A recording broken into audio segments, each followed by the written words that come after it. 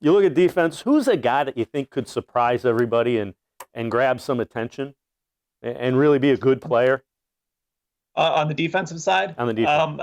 I'm going to go back actually to a guy I mentioned a couple times. I'm really curious about Ronnie Harrison. He gave up a fifth round pick. I think the ceiling for him is, hey, maybe you stumbled across a long term safety, but I think at the very least he brings you some versatility. Going to be a guy that Grant Delpit was supposed to be your Mr. Versatile, and now you've lost him for the year. And eventually, Ronnie Harrison is going to be in that Grant Delpit role, and so I think we're going to see a lot of him. I'm excited to see what he can do. We know that Alabama pedigree. I thought he was pretty good in Jacksonville, where he played all over the place. So that's a guy that I think we have the potential to be talking about by the end of the year. As this guy did a lot of things, played in a lot of places. I really like what he brings to this defense.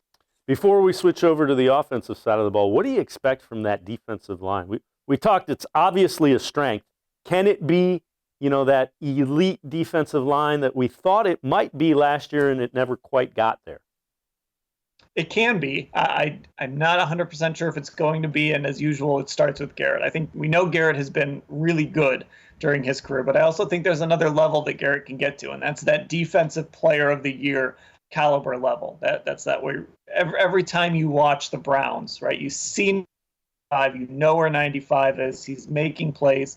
It feels like for 60 minutes, like you did in it with Aaron Donald when he was back-to-back Defensive Player of the Year. Back when J.J. Watt was winning Defensive Player of the Year awards, when you just see those guys constantly all game causing havoc. It starts there, but then, Olivier Vernon's health is a question. He's got to stay on the field. And then on the inside, Larry Ogunjobi's in a contract year. Is he going to play well enough to get himself paid? Sheldon Richardson in year 2 here. I know he's happy to be here, and just looking on Zoom, the guy looks like he's in great shape and looks like he's really happy. So he could be poised for another nice year. So I think there's potential for this group to be really good, but guys have to take that next step from what they've been during, kind of throughout their careers, and then definitely last year.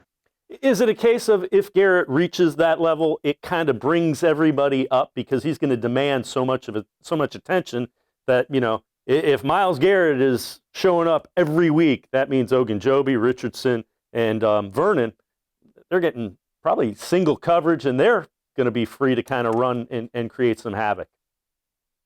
Yeah, that definitely starts there. And the thing is, Garrett gets so much attention as it is. I mean, sometimes you'll watch these games and you'll see a tackle, a tight end, a running back all chip him on one play. And so if he's starting to really dominate when all that is happening, it's going to be really hard for offenses to stop him and slow him down. And that's just going to open up everything else for that front four.